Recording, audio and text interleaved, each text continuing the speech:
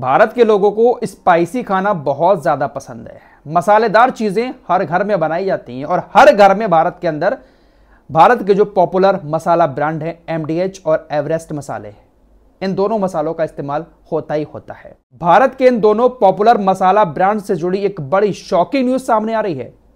इस वीडियो में इस पर बात करूंगा, लेकिन पहले आपको मिडिल ईस्ट की कुछ और खबरें बता देता हूं। हमास की मेजबानी करने के लिए यमन पूरी तरह से अब तैयार हो चुका है। कह सकते हैं कि अब यमन के अंदर हमास पहुंचने वाला है। आपको मैं 2 दिन से खबर बता रहा हूं कि कतर के अंदर दोहा में हमास का हेडक्वार्टर है। हमास के बड़े बड़े नेता वहां पर रहते हैं और हमास का जो ऑफिशियली काम होता है वो कतर के अंदर दोहा के हेडक्वार्टर में ही होता है।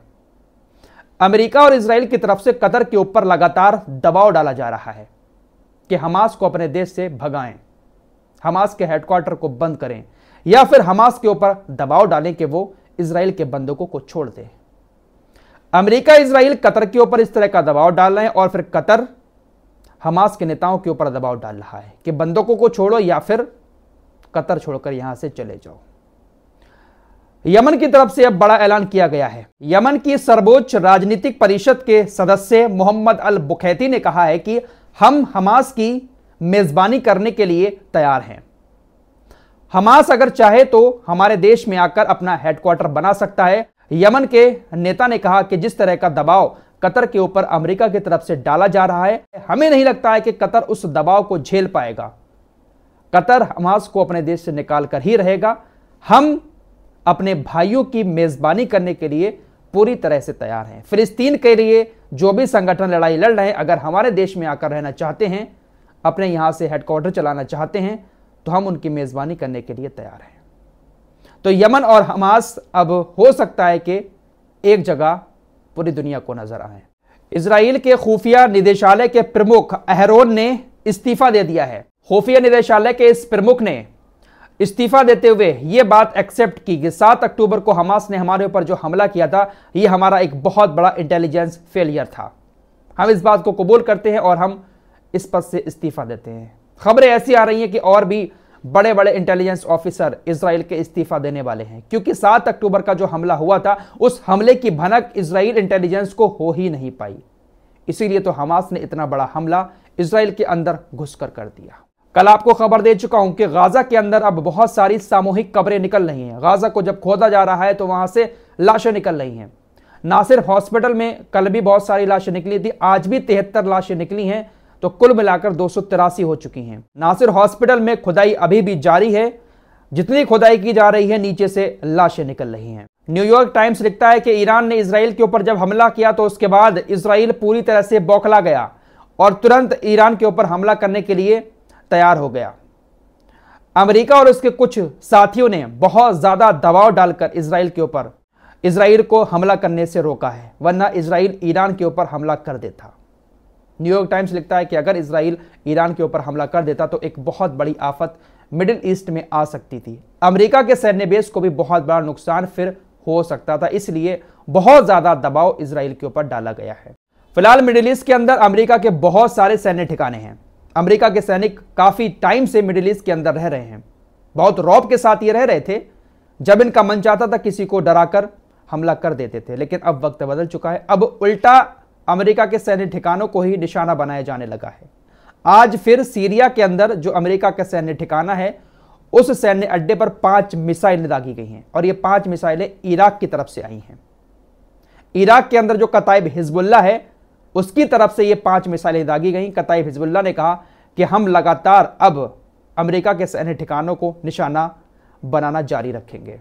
कताइब हिजबुल्लाह ने कहा कि हम हमले इसलिए करेंगे क्योंकि हम बहुत दिन से अमेरिका से कह रहे हैं कि सीरिया और इराक को छोड़कर यहां से चले जाएं, लेकिन अमेरिका नहीं जा रहा है। अब हमें हमले फिर से शुरू करने पड़ेंगे।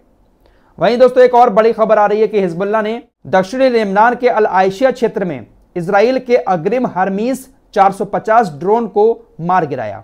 इस ड्रोन की कीमत तकरीबन $2 मिलियन है। हिजबुल्लाह इजराइल के काफी महंगे महंगे ड्रोन्स को लेबनान के बॉर्डर पर लगातार मारे जा रहा है। अभी हर्मीस 900 को मारा था, उसकी भी बहुत ज्यादा कीमत थी और इसको भी आज मार गिराया। अस्सलामु अलैकुम, मैं हूं मोहम्मद शुजाउद्दीन। नाज़रीन, आप मेरे हाथ में ये जो देख रहे हैं, ये है तकमीली तलबीना। तकमीली तलबीना ताकत, सेहत और शिफा के लिए सुन्नत और तिब्ब नबवी का बेहतरीन नुस्खा है। अगर आप अपने इलाके में तकमीली तलबीना का बिज़नेस करके गारंटी के साथ हर महीने 15 से 25 हज़ार रुपये तक कमाना चाहते हैं तो अभी इस नंबर पर कॉल करें 9890963757। मेरी अपनी कंपनी है Takmili food products private limited, Malegaon, India. Pakistan और ईरान के बीच पिछले कुछ दिनों से थोड़ा सा तनाव देखने को मिल रहा था। उस तनाव को कम करने के लिए ईरान के राष्ट्रपति इब्राहिम रईसी पाकिस्तान के 2 दिन के दौरे पर गए हैं। ईरान के राष्ट्रपति का पाकिस्तान जाना क्या हुआ कि एक बार फिर से अमेरिका की तरफ से पाकिस्तान को धमकी दे दी गई कि अगर पाकिस्तान ईरान के साथ अपने व्यापारिक संबंध बढ़ाता है, खासकर जो गैस पाइपलाइन पाकिस्तान ईरान से अपने देश तक पहुंचवाना चाहता है, अगर उस पर आगे बढ़ता है पाकिस्तान, तो हम पाकिस्तान पर बहुत सारे प्रतिबंध लगा देंगे। अमेरिका ने पाकिस्तान को खुली एक बार फिर से धमकी दे दी है।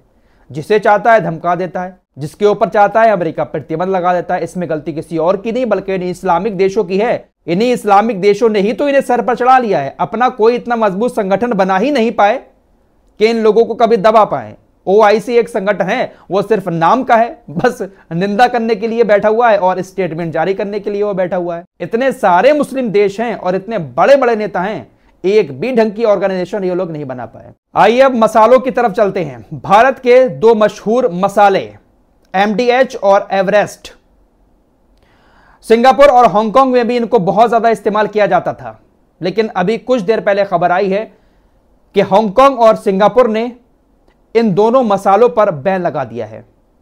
MDH और एवरेस्ट मसाले अब सिंगापुर के अंदर इस्तेमाल नहीं किए जाएंगे, क्योंकि सिंगापुर के अंदर इन मसालों के सैंपल की जब जांच की गई तो सिंगापुर हेल्थ मिनिस्ट्री ने यह पाया कि इन मसालों में कार्सिनोजेनिक कीटनाशक एथिलीन ऑक्साइड है और यह एथिलीन ऑक्साइड जो है वो कैंसर पैदा कर सकता है। सबसे पहले हांगकांग के अंदर इन दोनों कंपनीज के मसालों के सैंपल चेक किए गए। हांगकांग ने कहा कि देखिए, इन प्रोडक्ट्स में कार्सिनोजेनिक पेस्टिसाइड एथिलीन ऑक्साइड की मात्रा बहुत ज्यादा है, इस वजह से हम इसको यहां पर बैन करते हैं।